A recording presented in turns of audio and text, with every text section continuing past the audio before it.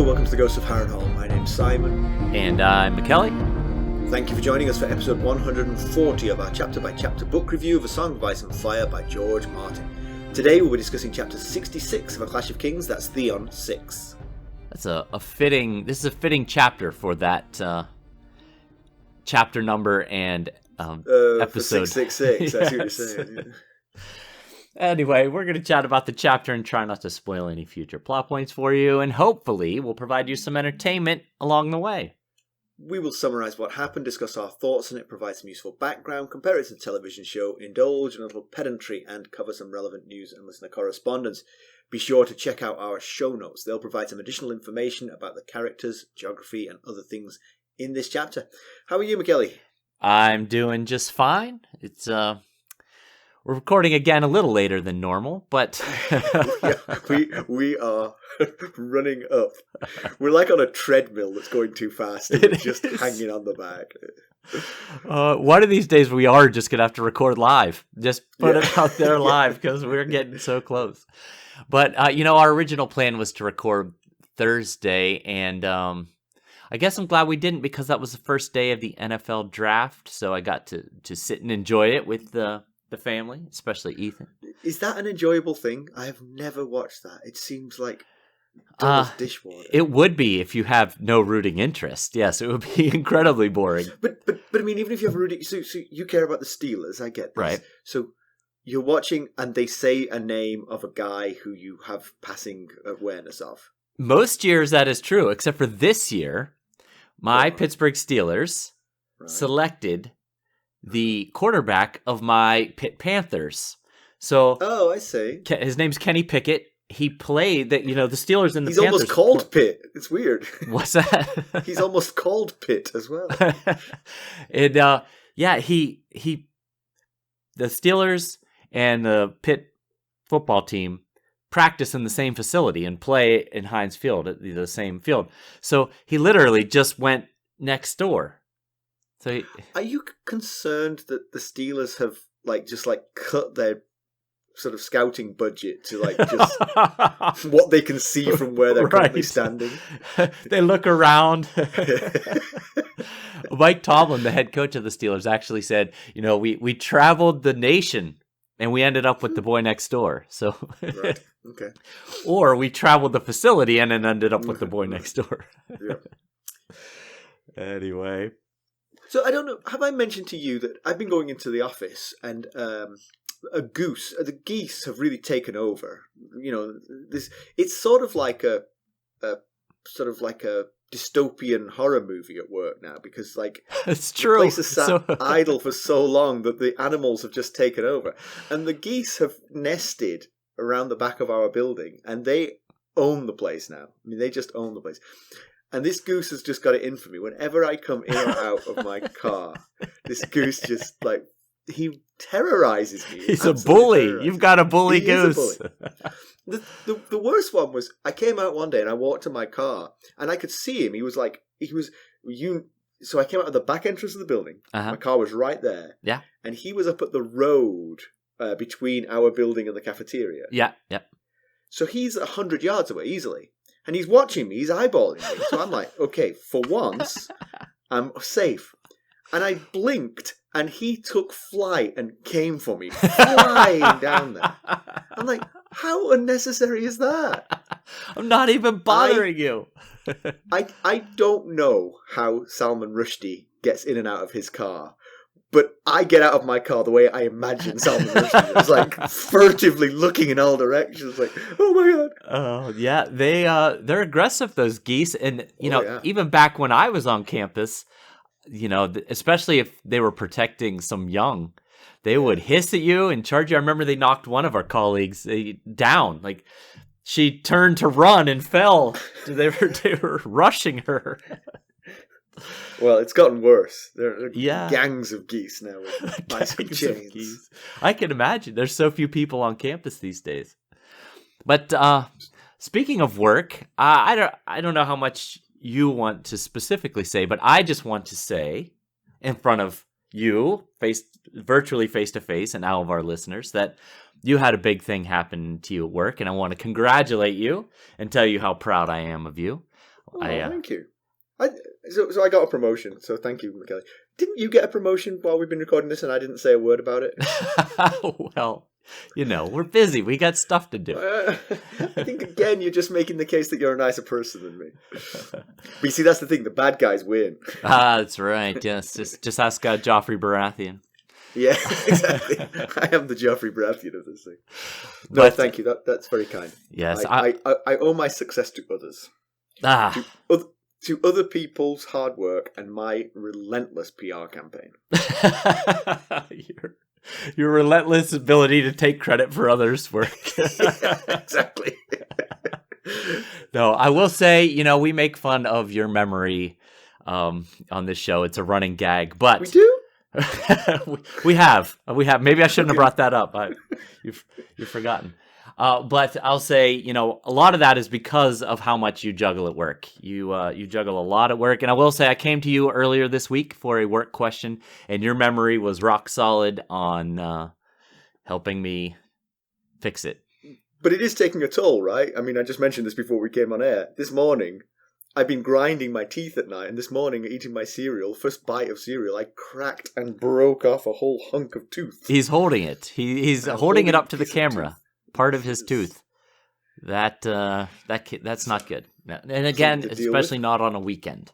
Yes, of course on a weekend where teeth don't break on a day when the dentists work. Are you crazy? Oh, jeez. But I will soldier through. All right, we have got a whopper here, so let's get down to business. Where was Theon last we heard of him? Last we saw of Theon, he was waking from a nightmare into a real-life nightmare when his sister arrived at Winterfell. Asha brought him a mere 10 men to help hold the castle. The second biggest castle in the entire kingdom, right? It's a big one. She asked him to come with her to Deepwood Motte and abandon Winterfell, but he was too stubborn.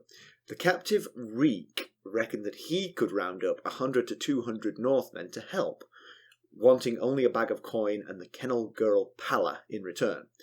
Theon then divulged to us that the boys' heads on the walls were not Bran and Rickon's. They were the miller's sons, of an age with the Stark boys.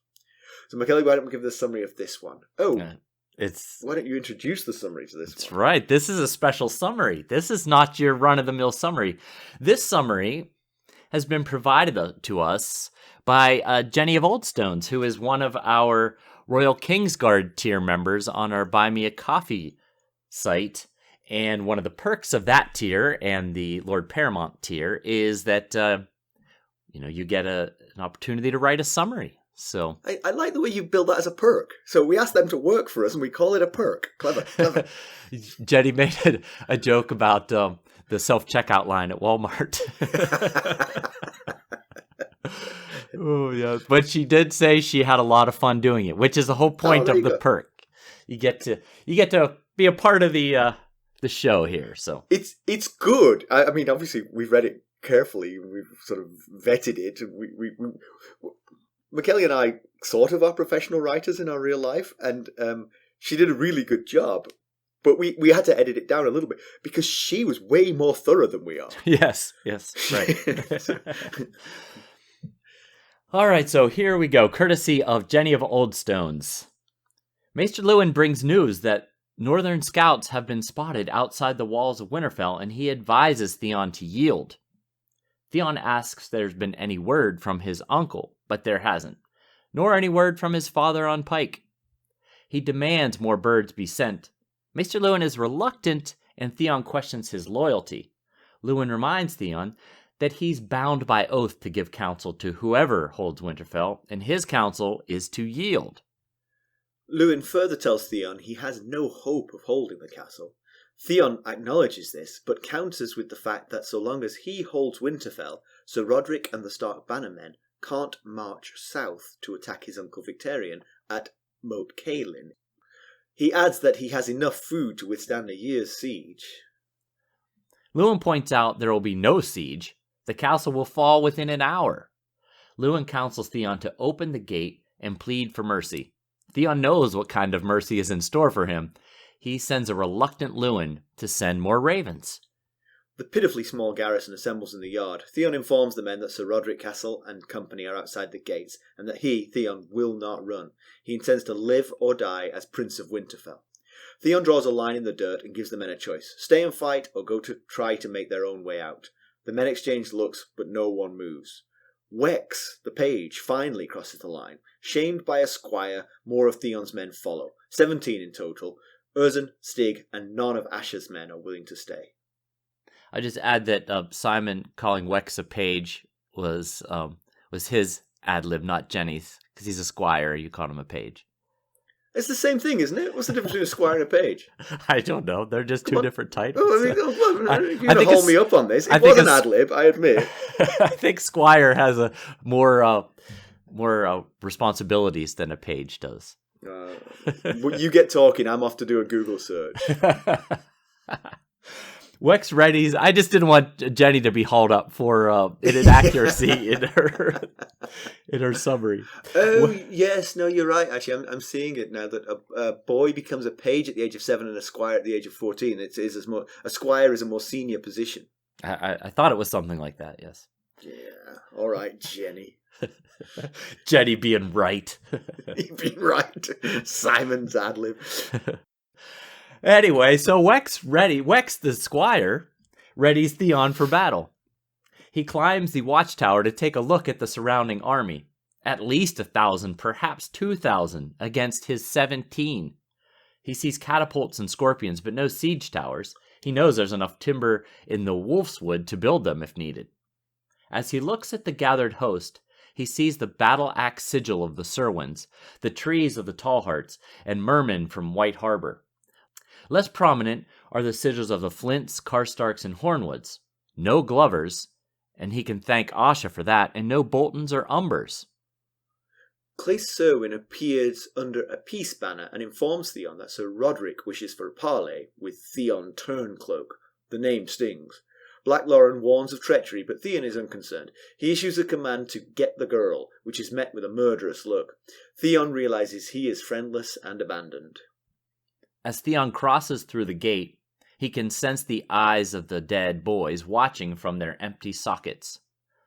Theon is grieved to be meeting Sir Rodrik as foes, but Rodrik is only grieved that he can't hang Theon right now.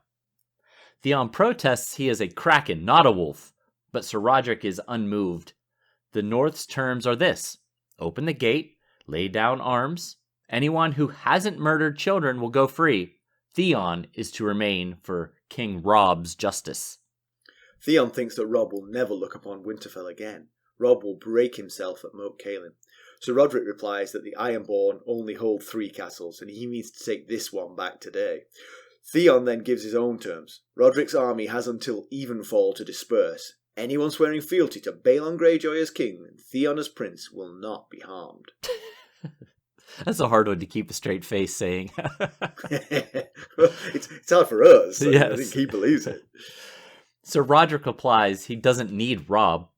He has near 2,000 men, while Theon has maybe 50, which we know is quite the overestimate. Theon gives the signal Black Lauren has been waiting for. On the walls, Beth Cassel appears with a noose around her neck. Theon is saddened to see that Sir Rodrik is not surprised, but he is frightened. Theon reminds Sir Rodrik that it's a dish he once tasted himself when he was taken from his father's house. Sir Rodrik counters that it's not the same, but Theon insists while the noose hadn't been hempen, it chafed him raw all the same. Theon says no harm will come of Beth as long as Sir Rodrik yields, but Sir Rodrik is enraged and threatens to cut Theon down there and then. Theon reminds Rodrik that Beth will hang. Will terms be met? Sir Rodrik says no. He has a duty to Lady Catelyn and House Stark. Theon suggests he also has an obligation to House Cassel and Beth, who is the last of his blood. Sir Rodrik offers to exchange himself for Beth. Theon says that the other citizens of Winterfell will follow Beth to their deaths, 2 per day. Back in Winterfell, he realizes Sir Rodrik loves his daughter, but is a knight above all else. He will attack. He broods over the injustice of it all. He fought beside Robb Stark in the Whispering Wood. It's one thing to go to battle surrounded by friends, but another to perish alone and desperate. Theon shoots arrows until his fingers are bloody. He realizes he's stuck. If he hangs the girl, the Northmen will attack immediately. If he doesn't hang her, they'll know his threats are empty. Maester Luwin reappears and advises Theon of a way out. Take the black. Theon is tempted and thinks how high he could rise in the Night's Watch. As Theon is considering, a shout interrupts his ruminations. Crom informs him there's fighting outside the castle. Theon thinks it's Asha, but no, it's northmen with a bloody man on their banner, Boltons. Theon thinks of Reek and is sceptical that such a vile creature could have swayed the Boltons to change allegiance.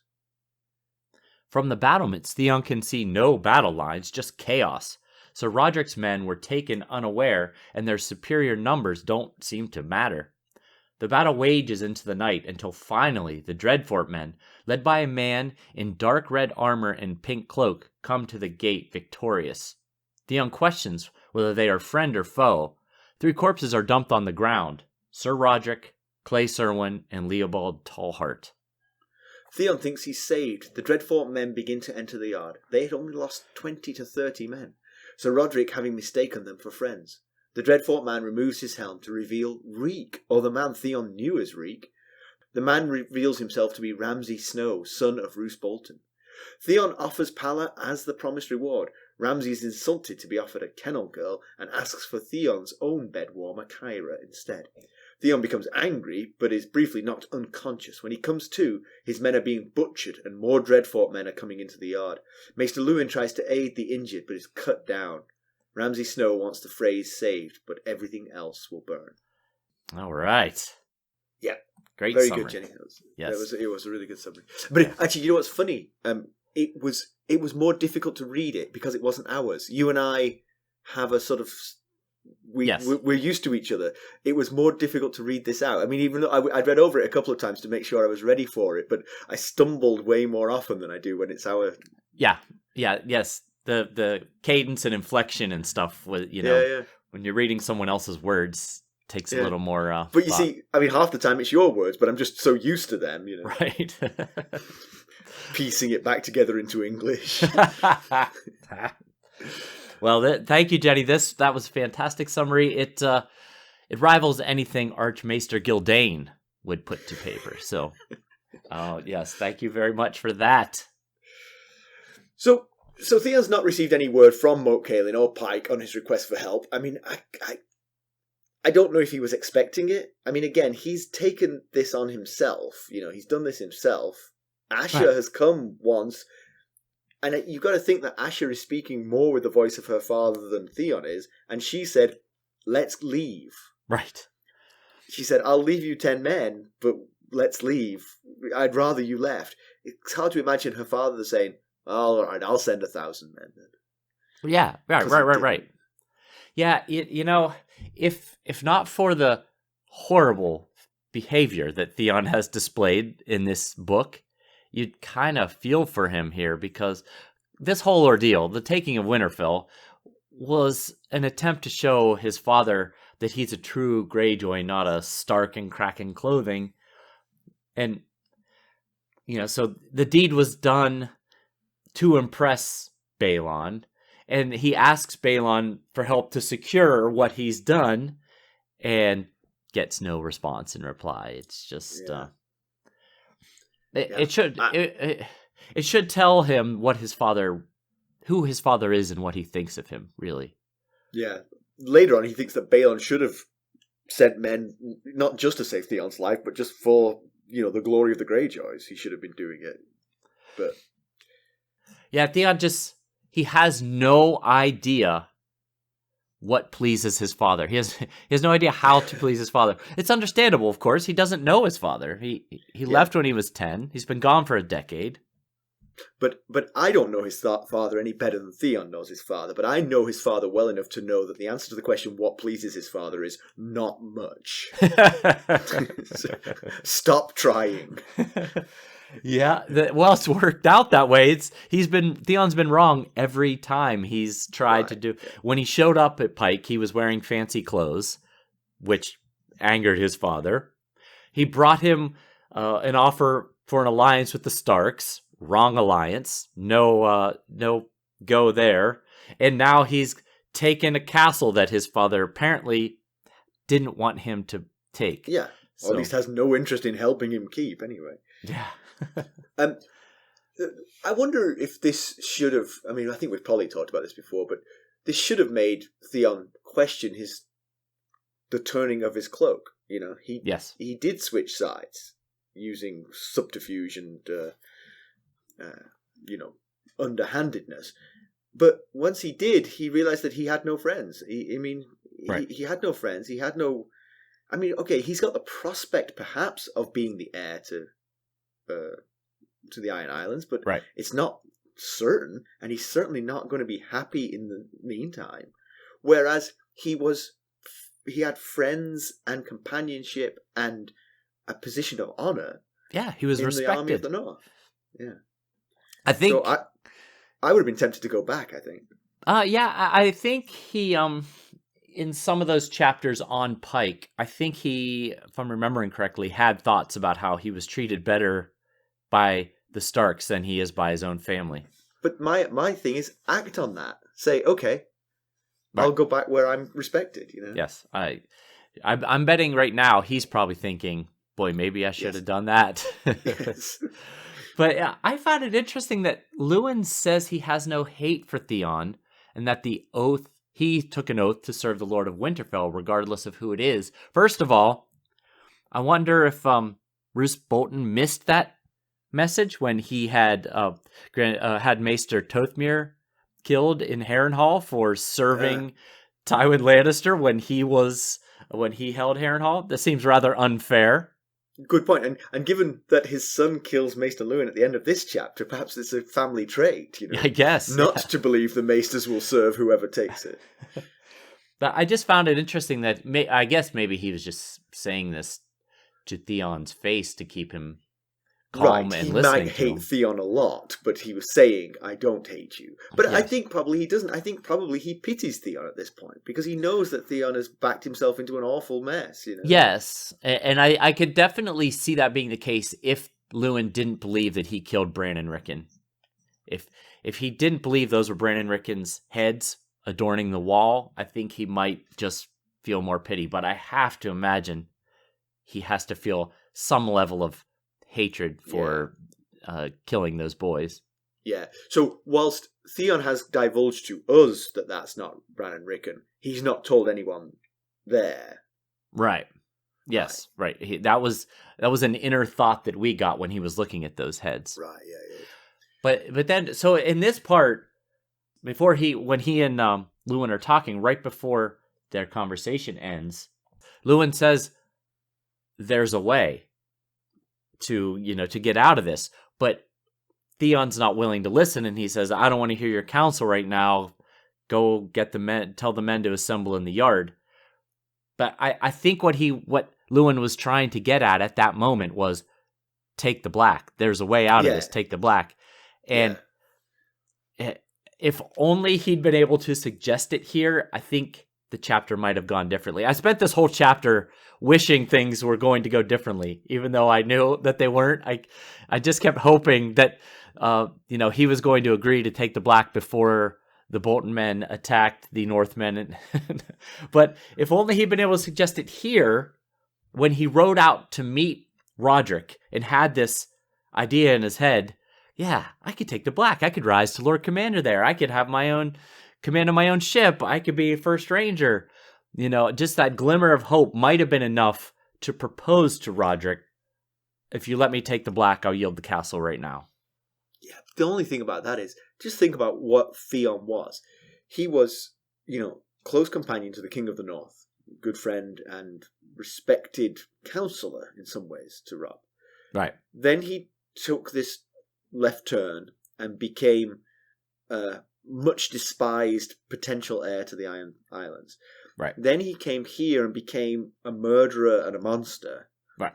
And now he's going to go and live on frozen tundra as a celibate member of the Night's Watch. Feels like you've got to think to yourself, you know what? I've made some bad choices here. Right? Yes. This is a downhill. It's the Night's Watch is uphill from where he is, but it's because of his terrible choices, really. Yep. Because of his terrible choices, that is now the high point. Yeah. That's left for him. Yeah. So, part of Theon's wanting to stay here, of course, is that he is trying to help strategically the Iron Islands. He is trying to hold Winterfell to prevent the Starks from gathering together to attack Mackelly from the north and south. do we know that Moat Cailin has fallen to the Iron Islands? We just learned it now. Oh, they did say it. They said that. They said it in this chapter. But I didn't think Theon knew it. I thought Theon was saying that was the plan, but I didn't know he knew it. I think he said, we've taken the Moat Cailin, because the last time he talked to Victarion, that's what Victarion was going to try to do. Right. Yeah, you're right. But in this chapter, I think it was mentioned 3 times that the battle for the North will be decided at Moat Cailin. So it's assumed. But every time that was Theon saying that, though, wasn't it? No, I think Sir Rodrik or Luwin also, maybe both of them brought it up. Okay. So I think it's official now, at least. Right. Okay. According to these people. Yeah. But you're right. I mean, that wasn't his goal. He didn't set out with the goal of holding the men, keeping the men occupied so that Victarion wouldn't be attacked from both sides. But it worked out as a legit side effect. So yeah. Except again, I think this is a strategic error by Rodrik Cassel. He's not going anywhere. It's not like he's going to move Winterfell over to the Iron Islands or anything like that. Right, he's got go deal with Moat Cailin and then come back. Right, with the rest of the. Yes, we're thinking the same thing with Robb's forces. Yes. Right. No, you're right, absolutely. But I was thinking about it. Did Balon have no plan for Victarion having this issue of being attacked from the north and the south? He sent him, I guess because his original plan was, Asha, you take Deepwood Motte. Theon, you raid the Stony Shore, and Victarion, you take Moat Cailin and hold Robb's forces south. But there's still enough men and forces left north of Moat Cailin to mount deal with each of these 3 things. Yes, they didn't put enough the Iron Islands didn't put enough forces in the north to prevent this from happening. The only reason it is because Theon distracted them by taking Winterfell. Right. So actually, if you think about the sort of you raise a good point. I mean, I hadn't really thought about this, but you raise a very solid point. What was the plan? Theon actually. We've said from the start we thought Theon's decision to take Winterfell was crazy, but he actually was following through on the spirit of the plan. The plan is, if we take Moat Cailin, the north is ours. Well, then take the north. And actually, The one thing is, the Iron Islands is not populous enough to take and hold the north. So the one thing you need to do is forge an alliance with some treacherous house of the north, who's willing to defy his own king. Theon has actually managed to do this. He's actually managed to see this plan through. You're actually right. Yeah. Yes, he is taking the next logical step. Right. Make an alliance and take castles. Yeah. So Theon has the Iron Men assemble in the yard, and he gives a speech, and he took the castle, he means to hold it, he'll live and die as Prince of Winterfell. But he won't command these men to die, so nobody seems very keen.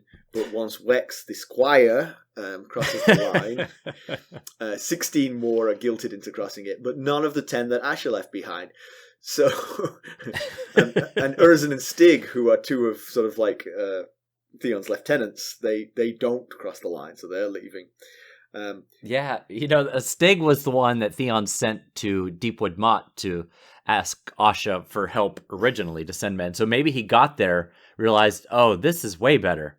Yeah. They're having fun. They're not under any duress. Right. Rape and pillage. It's where I belong. But we've discussed before, it seemed silly to leave these random 10 men in the first place. They weren't going to do anything positive. I wonder if when they get back to Asha, they're going to be like, we did not like that you volunteered us for that. Right. And as soon as he gave us the choice, we left. Yeah. And we don't like you as much anymore. That about the 17 men that did decide to stay, why? Without Ramsay's deceit here at the end of the chapter, they had no chance of survival, which they had to have known going in. And, Black Lauren, he offers to hold the bridge himself, which Theon realizes is just an attempt to die heroically and not die cowering in the castle waiting for them to storm the walls. And he wants a death worthy of a song, but there's going to be no one left to write a song about, to write a song about him. So it amounted the to... song will be written. The song will be written by the North, in which he'll be called Fat Slob from the Iron Islands got killed on the bridge. The dummy who thought he could hold 2,000 men at the bridge. It basically feels like suicide for a man that they seem to have little love and loyalty. Right. I mean, the fact that nobody crossed the line initially until they were guilted into doing it shows that, yeah. But I mean, they're pugilistic. They like to fight, so this is a chance for a big fight. And ultimately, I think, they can rely on the North's mercy. If they lay down their weapons and say, hey, I didn't murder any children, I'm just here following orders, right? They might get let off with a slap on the wrist and a send home, Possibly. Yeah, I wondered about that. When Clay Serwyn, I almost said Say Clerwyn, when Clay Serwyn comes to the gates with his peace banner and says that, Sir Rodrik wants a parlay with Theon Turncloak, if he had said at that time, we're offering any man who lays down their weapons and comes out, you're free to go do what you want, go to Deepwood Motte or whatever. If it might have they might have been like, oh yeah, we're taking that option now. Yeah, but one other thing about that sort of split of the men, maybe the ones who stayed felt like if they left and sort of went to Deepwood Motte, that they might be considered traitors. True, although no one would be around to haul them up on it, I guess. Well, but I mean, they're coming there without Theon, and they said, oh yeah, we left Theon to fight and die on his own because we don't like following orders. That might not go too well, That's a good point. Asha's 10 men can maybe say, we report to you, not him, Yes. Yeah, you make a good point. They are, I have to remember, they are Ironborn. They do have a different mentality than us Greenlanders. And maybe they're dreaming of the Black at this point. Maybe they're thinking, if we do get captured in this battle, I can, take the Black and at least live out my days. Yeah, maybe. Yeah, I guess once they decided to commit, they committed for whatever was to come. But I don't know. It just seemed like no one really wanted to do it. And you give someone an offer, you can leave. Maybe they would take them up on it. Yeah. So Rodrik spread his forces around the castle. He's got 1,000 to 2,000 men, lots of Serwyns, Talharts, and Manderleys, less Flints, Karstarks, and Hornwoods, no Glovers, Boltons yet, or Umbers. Yeah, so I get, obviously it makes sense. No Glovers. They've got their hands. Anyone who's left from the Glover camp has their hands full with Asha taking Deepwood Motte. Obviously, the Boltons have a plan of their own, so they're not present. The Umbers not being present, I found a bit odd, and I also found it odd that there weren't many Karstarks, Flints, or Hornwoods. It just seems like not a great deal of response from Rodrik's call to arms, and that there are many more sources he could have pulled from to increase the size of this force. Hornwoods, maybe aren't they a little bit leaderless at the moment? They are, true. And B, what leaders they have are probably like, let's shore up our defenses against the Boltons who are trying to steal our lands. Yeah, that makes sense. Yeah, that could be. Aren't the Umbers the furthest away? Aren't they? They are. They're just in the shadow of the wall, as Theon says. Purely on distance, that might be the reason. It could be. Although I did wonder if maybe Rodrik didn't feel the need to reach to all of the houses. He thought, I've got enough to take these 50 men, which are actually only 17 men. And of course, he could have never seen the Bolton betrayal coming. Well, maybe he could have if he knew what the Bolton people were up to, I guess, if he had some moles in their camp. But likely he wasn't going to know. Right, so. especially because Reek / Ramsay was not actively making this plan until very recently. He was captive of Theon. Right. Yeah.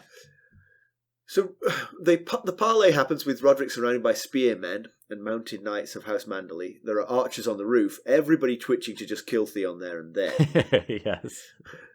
Now, remember he specifically mentions the mounted knights of House Manderley, and just a little reminder of the background about House Manderley. They are originally from the Reach, so they embrace knighthood a lot more than the average northern house does. So yeah. That's why I specifically mentioned Knights of the Manderley, or House Manderley. At least I imagine that's why it was said that way. Yeah. Theon, with his braggadocio, tells Rodrik that Robb will never see Winterfell again. He's going to break himself on Moat Cailin. We hold the north. But I mean, when you own a dot in the middle of a huge ocean, you don't really own the ocean, you know? Right. Yeah, we've argued this as well. Yeah, in the past, the north is vast. It's nearly as large as the other 6 kingdoms combined. So yes, holding 3 castles does not equate to holding the north. And he wasn't the only one that has said this.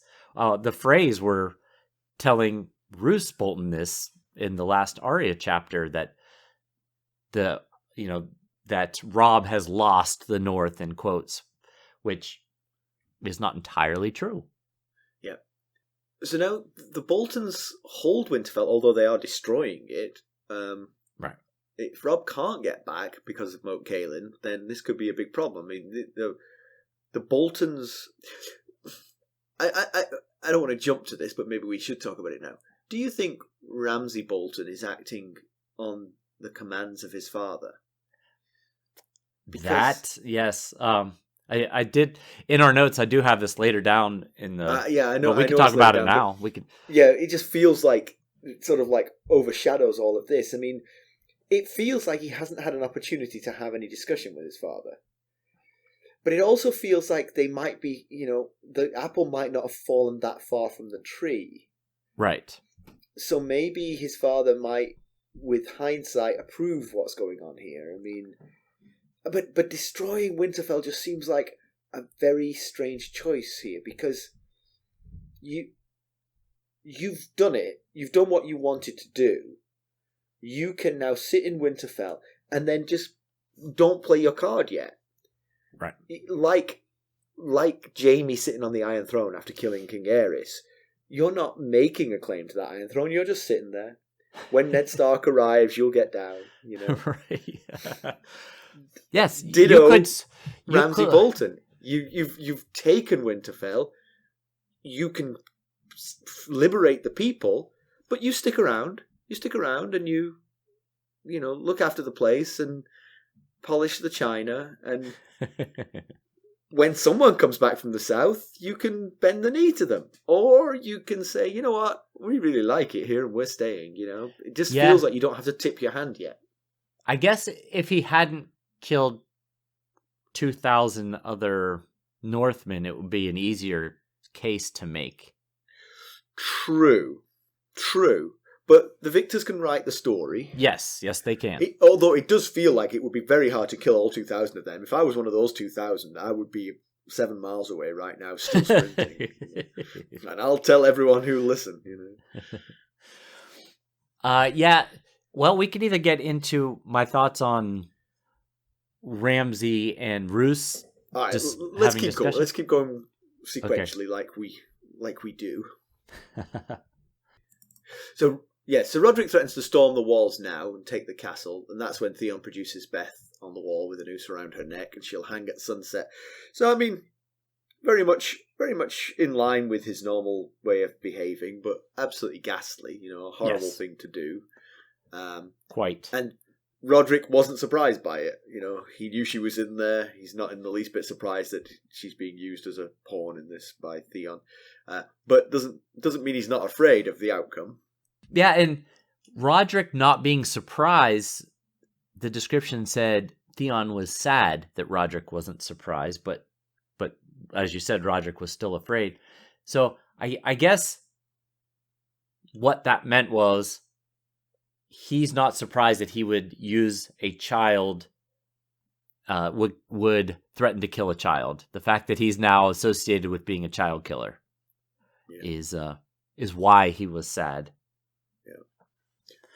But Theon tries to compare what he's doing to Beth to what the Starks did to him. He was 10 when he was taken from his father's house to make certain there would be no more rebellions.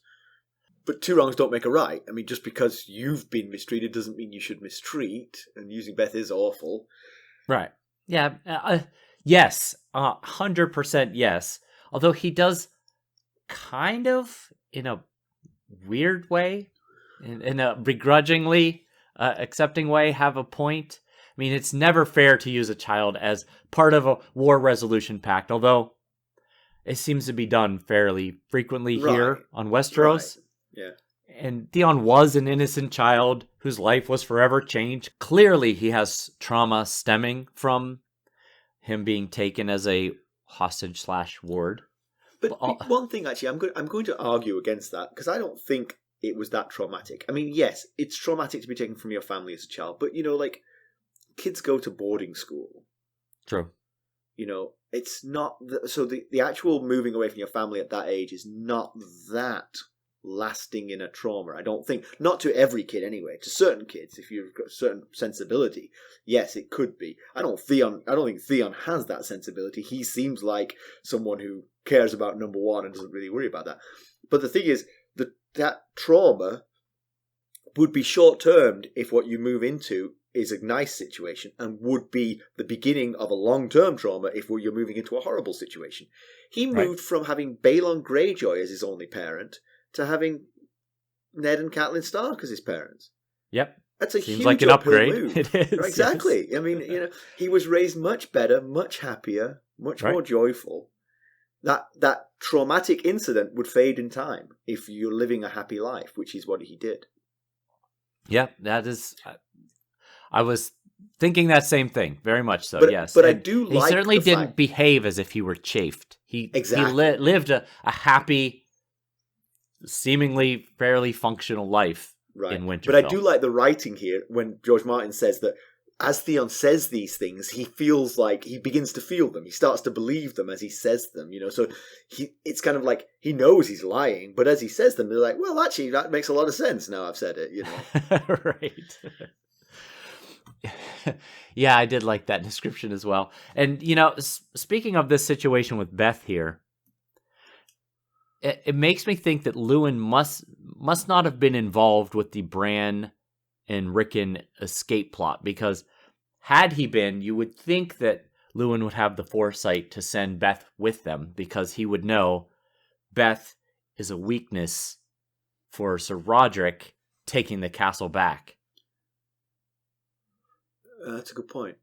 He knows that Theon knows who Beth is, and there's basically the one thing that would stay Sir Rodrik would be his young daughter, threatened. But also, that that's not actually true, right? That in actual fact, it would break his heart, but it wouldn't change what he was going to do. Right, and Theon realizes this as well. Right. It would... And adding anyone to that escape plan would be complicated and risky. So true. Yes, but yeah, that's true. Adding a third person, but it would remove the final bit of leverage that Theon might have. But, Sir Rodrik knows everyone in Winterfell, so everyone they put on that wall is going to break his heart a little bit. Not to the same extent that Beth. He's a soldier first and foremost, and he's going to storm that wall. Yes, and Theon realizes that. And while he's thinking about that, he thinks that if it was him in Beth's shoes, his father Balon wouldn't even hesitate a second. There would already be the sounds of the war horns blowing. So I was thinking about that, and if that's true, which I do believe it probably is true, then what was the point of Ned taking him as a hostage/ward in the first place? The Greyjoy Rebellion began because Balon thought the new King Robert was weak and didn't have the full support of the realm, which obviously the squashing of the rebellion proved him wrong. So taking Theon didn't have much to do with preventing anything. So Yeah, I've always thought there's a secondary thing, which is to raise Theon right. Yes. To raise That's where I Theon was to going to not go be with that. Yes. another Balon, you know. Yes. To create, garner a relationship between Theon and Robb so that the future Ironborn leadership would have better relationships with the Starks and the Greenlands. Raised in the Greenlands, but is an Ironborn by blood. Right. And, had all of what's happened not happened, then you can imagine that at some point Robb would have become Lord of Winterfell and Theon Lord of the Iron Islands. Strong alliance, friendly relationships, Right. Curbing the worst excesses of the Iron Islands. Of course, it seems that Ned didn't fully understand how the Ironborn succession plans work, because there's no guarantee that Theon is actually going to be the heir to Pike. Yeah, true. And to go on with that one step further, when Theon arrived at Pike, Balon was already mustering his force for attack on the north, whose leadership was, not home. They were fighting in the south. And he had no idea that Theon was on his way back home when he made that decision. So the fact that Theon was still in the clutches of the Starks didn't stay him when he saw the opportunity. Good point. So Theon reminisces about the time riding with the Stark boys, riding in the Whispering Wood with Robb, saving Bran's life with his bow, all the things that they've done together. And he says he rode into battle surrounded by friends. And he did. But now he has no friends because he stabbed that friend in the back, well and truly. Yes, he sure did. So it's part of an identity crisis, I think, because he's seen what he has now, sort of like sand dripping through his hands, kind of thing, very quickly, compared to what he had then. He was Robb's right hand man. Right. Yeah. 1 minute he's thinking, he's telling Sir Rodrik he's a captive, he's a kraken ripped away from his family as a hostage. And then 10 minutes later, he's thinking about good times with his old buddy Robb Stark and being a hero for saving Bran. And, it almost sounds a little bit like possibly like Stockholm Syndrome or something. Yeah. Yeah, I saw that, and so I went off and did some research on Stockholm Syndrome. You added Stockholm Syndrome to the notes, so I did a little bit of research. I'm not sure it fits. So there's a couple of missing facets. One is the captivity needs to be abusive. Now, all captivity is abusive to a certain extent. Sure, yeah. But like we've said, he was raised in a happier home than he would have been, so I don't think that fits exactly. The captive also needs to side with and defend the captor even after the captivity ends. Oh, yeah. And he's not doing that. Not now, no. Yeah, exactly. He's switched allegiance, yeah. Right. And also, the whole idea of Stockholm Syndrome is contested. It's not broadly recognised. And it was named for some people that were held in a Swedish bank robbery who refused to testify against the robbers in the trial afterwards. Many point to the fact, though, that when the police raided and sort of like overwhelmed the robbers, there was sort of like they were firing like grenades and guns in there with callous indifference to the captives. And so a lot of what's now thought is that the captives refused to. It wasn't fondness for the robbers; it was annoyance with the authorities that stopped them from testifying. Huh. So maybe Stockholm Syndrome is just a myth anyway. So. Good information. I like it. See, you learned something beyond just about Theon 6 of A Clash of Kings here on this show. Yeah. But so then Theon has a bit of a conundrum here. If he hangs Beth, he knows now there's no reason for Rodrik not to attack. And if he doesn't hang Beth, then Rodrik will know that, because he's given a deadline. He said, if by sunset your men are still in sight of Winterfell, I'm going to hang Beth. So if sunset comes and he hasn't hanged Beth, well, then Rodrik knows he's bluffing. So yeah, but I mean, the thing is, you might back down from this. It doesn't mean you're bluffing about holding Winterfell against the threat. I mean, you've already told everyone that you've killed Bran and Rickon. It's not like you need to prove that you're horrible anymore. message received on that one. Well, that's true. Yes, past history does need to be factored in here. So, yeah, in many ways, I would just ignore the deadline if I was Theon and just keep her in a position where you could hang her at a moment's instance. That's what I was going to say. The problem is with the deadline. You adding the deadline, the Lannisters didn't tell the Starks kneel by next week or Sansa gets it.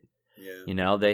They use her to keep the Starks at bay for long term, which is kind of the same thing the Starks are doing with Jaime Lannister. The problem is saying you've only got until sunset, but I guess he's a little more desperate than the Starks or the Lannisters were when they took their captives.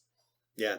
So at this point, Luwin offers him the possible way out, that he could take the Black, and Theon does start to daydream about it, how it might be. I mean, obviously, we know what the Night's Watch is like. Somebody like Theon really could go high in the Night's Watch. No question. Yes, absolutely. Castle trained, born for some leadership, trained for leadership.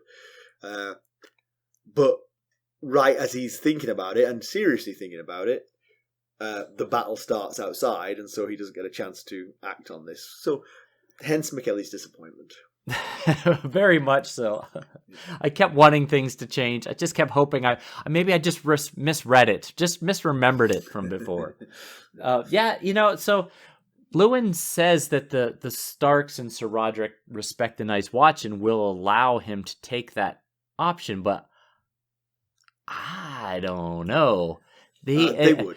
They're Northmen. They would let him take it. Well, I think they would once they learned that he didn't actually kill the Stark boys.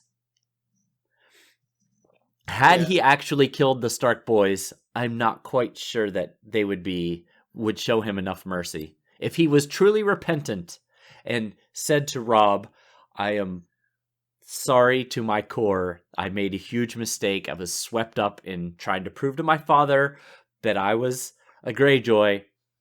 I did not kill your brothers. I would never harm them like that. I think maybe they would let him take the Black, but I don't know. I think there's just a Northern code that says no matter what you've done, if you take the Black, you get out of here. Yeah, which goes back to wondering why Ser Jorah didn't take that option. I guess he would have had to leave his wife, and he wasn't willing to do that. Yeah, he likes the ladies. So the fighting starts outside the gate. Men with a bloody man sigil have turned on their own. So we think that, from what we hear later, that Rodrik was killed. The fighting started with Rodrik killed. It's not like it was Rodrik was killed in the fighting. They came in, killed Rodrik as a sort of act of murder, and then the fighting began. Which explains why Theon says Sir Rodrik had the numbers, but the Bolton's men were better led. Right, because they hadn't lost their leader. Yes, exactly, because Rodrik, it seems like he was lost during a handshake when Ramsay arrived. So, that would explain. And it also, the description says that Ramsay's men charged, wheeled, and charged again. So it sounds like the Bolton men might have all been mounted, which would give them an advantage over, the foot soldiers. Yeah, okay. Yeah, but they were severely outnumbered and somehow got through this with only using 20 to 30 men, so that doesn't seem that realistic. No, So, there's also a bit of a math issue here, because Theon says to Ramsay, your men were outnumbered 5-1, but then Rodrik says, I have near 2,000 men here, and Ramsay said, I have 600 men. He says, you were going to give me Paula for 200 men, and I brought 3 times as many. So 600, 2,000 is not 5-1. That would be 3,000. No, but you know what? People exaggerate. Theon says, well, I've got 50 men. And the quick head count proves that's only 17. So I know we have some pedantry about this whole battle here, so we'll save our discussion we've already for tipped that. our hand. I mean, it just feels a bit weird that this smaller force was able to dispatch this larger force so easily. Anyway, we'll come to that in pedantry.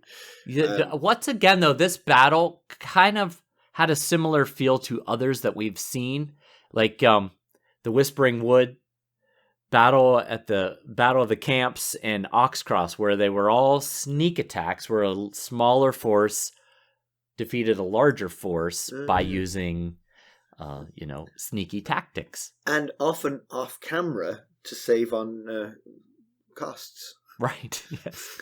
Which they keep their costs down.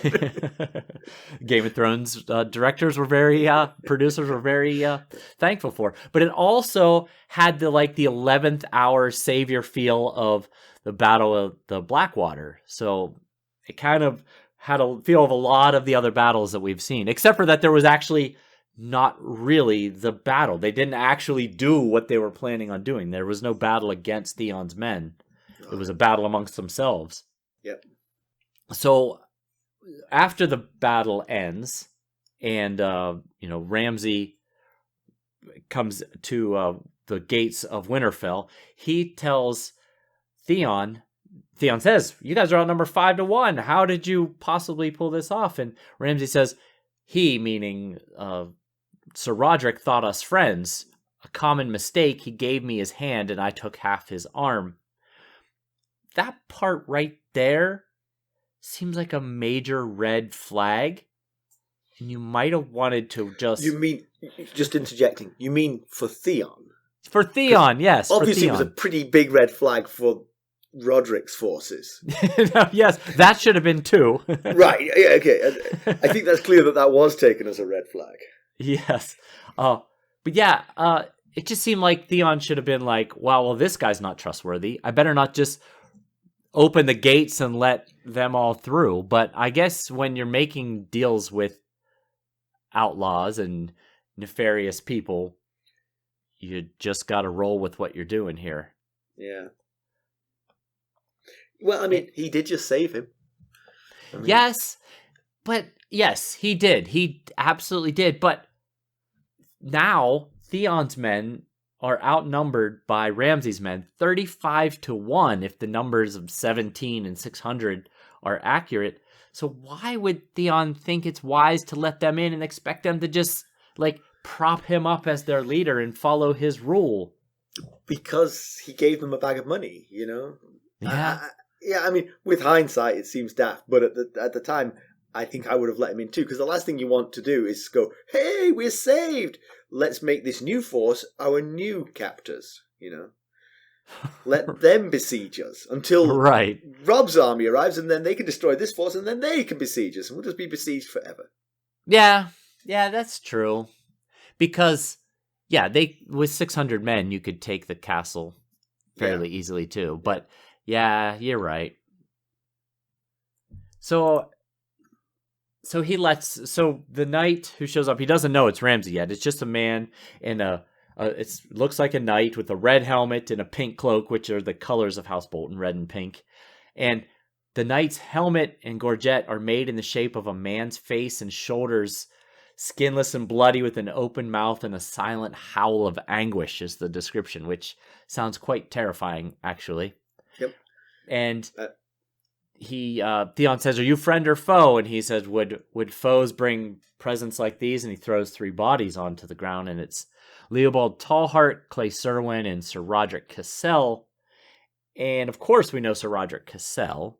But just to remind you, Leopold Tallheart, he's the younger brother of Helman Tallheart, and Leopold was the one in Torrhen Square that when Dagmar besieged it, and Rodrik rode out to his defense. And then Clay Serwyn, he's the young lord. He was a friend of Bran's when Bran was still in Winterfell, and Clay Serwyn came in. We learned that he's about 14 to 15, and his father Medgar died at Harrenhal. He's the one that Arya was trying to work up whether or not she could trust him with the information, because Castle Serwyn and Winterfell are very close to one another in distance. So the knight removes his red helm, and Theon recognizes that it's Reek. But Reek explains that he's not Reek. In fact, he is in fact Ramsay Snow, son of Roose Bolton. Right. It was Reek when Sir Rodrik killed Ramsay Snow. He actually killed Reek. Reek was Ramsay's little henchman, and to trick Sir Rodrik, Ramsay gave Reek his horse, his clothes, his ring, and told him to ride to the Dreadfort. And understandably, didn't have a photograph of him, so Rodrik took him to be Ramsay and dispatched him. Yeah, and we learn what, in quotes here, they hunt things other than deer. What that line meant when Danella Hornwood told it to Sir Rodrik, Luwin, and Bran when she met them at Winterfell. So it seems that they capture, kill, and torture, and then after the women are dead, then Reek has sex with them. They do this to women in the woods, apparently. So that's pretty terrible. Yeah. And the only reason that the Reek, who turned out to be Ramsay, wasn't killed was because he was a witness to everything that Ramsay had done, and he was being kept alive to testify against Ramsay, or at least perhaps to testify against Roose for allowing that kind of thing to go on. Right. Yeah. Ramsay mentions that his wife referred to him as a Snow, but he likes to think of himself as a Bolton. And his wife being Danella Hornwood, who he forced into marriage and then tortured by locking her into a room and not feeding her until she ate her own fingers and died of hunger. So that's what he was referring to there. Yeah. So Ramsay orders Winterfell burned, and the only people he wants saved are the Freys, which is interesting. It might be because the Freys are not of the North and therefore potential allies or potential hostages, I guess, either of those. But Maester Luwin is one of the first people that we see killed. So Rodrik and Maester Luwin die in this chapter, which is a sad day for Winterfell for sure. Yeah, so now when we were talking earlier about Ramsay and Roose being in contact, it's the line "save me the Freys" that make me wonder, because sparing the Freys are sparing his now his father's new bride's family. Yes. And in the last Arya chapter, he was surrounded by Freys, right? Yes, he was. Interesting. So, but the question is, would Ramsay have known about this marriage? It's possible the men, when he rode to the Dreadfort, they had heard news of this and told him. Yeah. Or it's possible he's communicated with Roose, who instructed him on this plan to take Winterfell, but to spare his new wife's kin. Or Ramsay just saw them as kindred spirits who might work with him, because they're kind of mean-spirited and horrible, so... Yeah, that's true. And another thing for the Frey side is that we saw Roose order House Derry to be burned, and his new bride's mother is a Derry, so he's clearly not concerned with all members of his new wife's family, just the Frey side. So just curious about that. Do you have some background for us? I did gather a little background. So House Bolton is an old and powerful house rivaling that of the Starks. They too trace their ancestry back to the First Men and the Age of Heroes. And rival is a good word to describe House Bolton's relationship with House Stark, because thousands of years ago, the two houses frequently fought over control of the North. House Bolton considered themselves Red Kings, and the Starks considered themselves the Kings of Winter. And actually, this is not the first time that a Bolton, well, technically a Snow here, but we'll go with Bolton, took and burned Winterfell. The first recorded instance was when Red King Royce II Bolton captured Winterfell and put it to the torch. And then 300 years later, his namesake Royce IV Bolton followed in his ancestors' footsteps, capturing and burning the Stark castle. Royce IV was known as Royce Redarm, because he had a penchant for tearing the entrails from his prisoners with his bare hands. Charming. So, there you go. Comparison with the television show, the one part of this chapter that is kept is the conversation with Luwin. In fact, the two conversations are rolled into one. Perhaps along the lines that you were thinking, Luwin actually advises Theon to sneak away to the wall, not to wait for Robb's justice, but to sneak away to the wall. Oh, okay. That would probably be the better idea. Right, you would guarantee yourself if you take the oath quickly. Yes. If you'll recall, there'd been no Reek in the show at this point, but Theon still loses Winterfell by treachery when his own men turn on him and knock him unconscious. Rather than join him, they knock him unconscious. And then we don't see what really happens. But at that point, Luwin is put to death by the Ironborn. Oh, okay. At that time that's going on, they are besieged, but Sir Rodrik Cassel is already dead in the show. We never see the besiegers, but in an earlier scene, Roose Bolton tells Robb, because again his path is different in the show, tells Robb that he would send his bastard to liberate Winterfell. So we assume the besiegers are Ramsay Bolton. Yes, that makes sense. Yeah. Yep. Okay. So pedantry, I mean, we don't have to go over this again. It's just a general concern that Ramsay should not have been able to overrun those besiegers as easily as he did. They should have been looking out for an attack from the Greyjoys, especially if Moat Caelin's fallen. It's possible that Theon might get support from the Ironborn. Good point. So you wouldn't just stand there looking at the walls with your backs exposed. You would be looking for help coming. The Bolton banners would have made them step down their concern a notch, but banners could be faked. Boltons can be treacherous. All of these things. Yeah, well, we have just seen Boltons fighting Manderleys and Hornwoods very recently. So, and there's one other line about the besiegers that made me question this. Is the description was when Theon looks out, the Rodrik's men were encircling the castle. They were spreading out, encircling the castle, which you would think would make it harder for Ramsay's men to overtake the vast majority of them because they're spread out and they have time to see what's happening and react. So, oh yeah. It just doesn't quite hold water, any of that, to me. I mean, they are mounted. That helps, but I mean, it's miles around that castle. You'd hear them coming from a long way off if you're on the far side. Yeah, you're right. Yeah, I don't know. I mean, I it's not impossible, but only to lose 20 to 30 men just seems a bit far-fetched. But hey, maybe they're really excellent fighters. Yeah, I'm with you though. It felt wrong. News and notes. Well, so according to a story in Variety, HBO kept this first season of House of the Dragon under $20 million per episode. $20 million, that is. Bargain. Now that sure seems like a lot of money to me, but it's in line with what they spent on the last season of A Game of Thrones. Game of Thrones averaged about $100 million per season, ranging from $6 million per episode in season 1 to about around $15 million per episode in season 8. And of course, season 8 of Game of Thrones aired in 2019 when things were generally less expensive. So there was a comparison in the article about production costs, more current. And Amazon's Lord of the Rings based show, The Rings of Power's first season, which is set to debut in September of 2022, cost around $465 million for its 8 episods. Wow, that's a lot of money.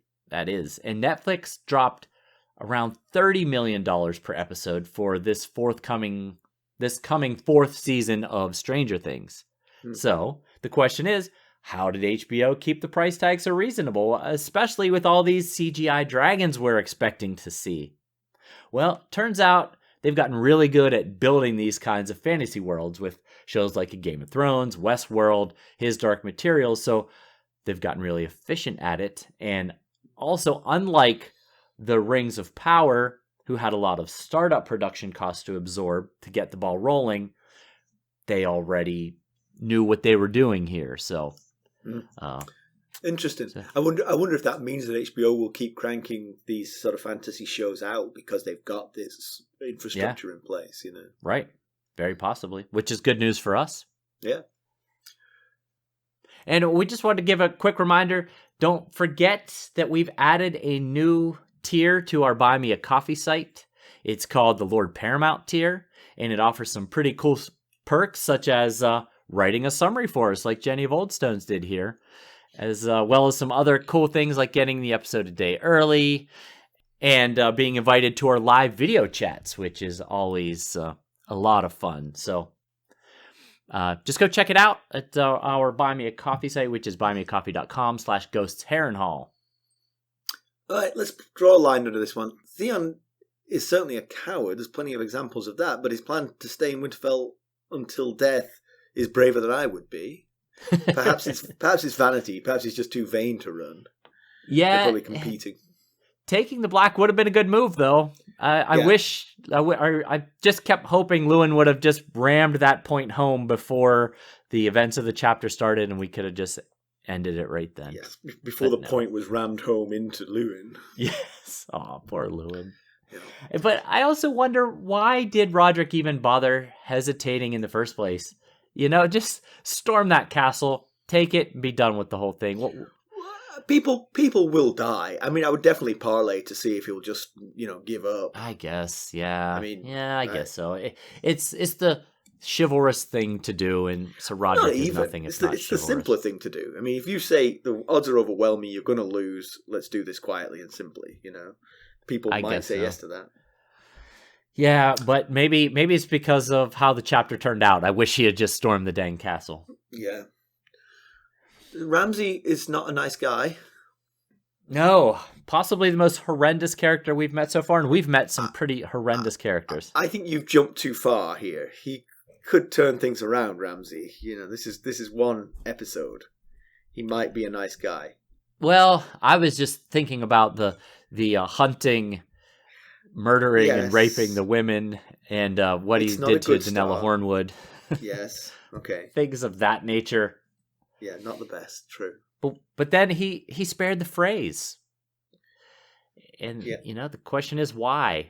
Did he think his father would want that? Was he told by his father to do that? The sniff test makes you think the Boltons and the Freys are in cahoots now. We're certainly seeing some examples of possibilities here. What's worrying about that is the Freys haven't done anything treacherous yet. Right. So is there treachery coming from that direction too? Yeah. Yeah, you're absolutely right. So far, they've held up they've complained, and they've told, a little bit of treachery when they told Roose, our boy king needs to bend the knee. That might be considered treachery if Robb had heard that. But, it's just counsel. an opinion. Yes. Yeah. But I'll say, just in passing, it could just be because they're not of the North. So they could be allies or hostages. You could get something from the Freys for their safe return, perhaps. That is true. He doesn't know what they are yet, possibly. If he hasn't heard that his father married a Frey, he might just be taking them because we're just going to hang on to them for right now. Yeah, that's possible. Theon isn't dead, but he might not. That might not be lucky. If he's being taken prisoner by Ramsay, what he did to his wife was pretty unspeakable. What he could do to a prisoner, God knows. Yeah, that's a very solid point.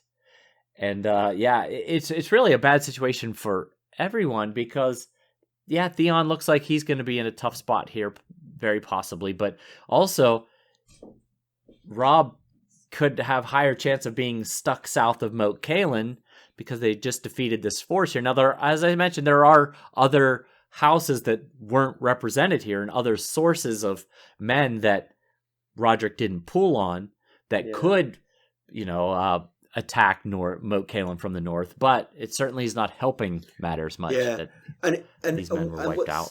What's interesting there is, obviously Ramsay is fighting the Ironborn here, but he's not going to go fight the Ironborn in Moat Cailin, clearing the path for Robb to come back and, Right. Robb won't be happy with what Ramsay has done to Winterfell. So he actually might go to Moat Cailin and bolster them to say, let's hold this. And maybe he hopes that in some way Roose turns the tables on Robb and takes over as the new king of the North, and then he turns the tables on the Ironborn in Moat Cailin, allowing Roose to come back to the North as conquering hero. That would be a long-term plan, but certainly... Yeah, but the long-term plan just means he's not going to go and attack Moat Cailin right now. Right, definitely. I would agree with that, yes. Yeah. And we were so close to a peaceful resolution here in Winterfell. If Sir Rodrik had gotten the castle back, though, would it be enough to stabilize the North? We've heard, we've heard the phrase rumbling about Robb having lost the North, and of course they're not northern houses, but would it be enough to get the North stabilized to defend against the remainder of the Ironborn forces? The remainder that isn't the 17, the 18, including Theon, that might be lost here. We've lost some good men. So Rodrik has clearly passed away, and it seems likely Luwin does. He was speared and then run over by a horse. So yes, seems like he's not likely. It wasn't specifically said, but yes, it does seem likely.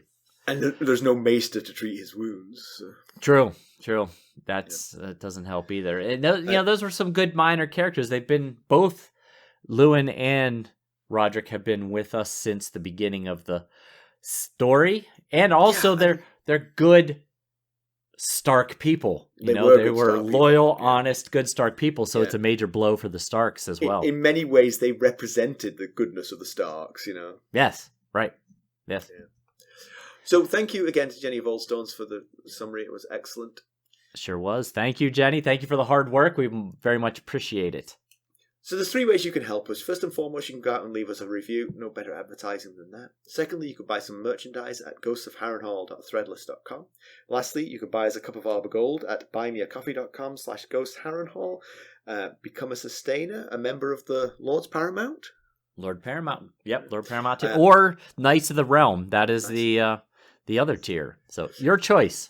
Big thank you to those who've already become sustainers in that way. And as you know, you can reach us at ghost.harrenhall@gmail.com. You can go out and follow us on Twitter at @ghostharrenhall. We're on Facebook, Instagram, YouTube, and Discord. Thanks for listening. Thanks. Bye. Bye.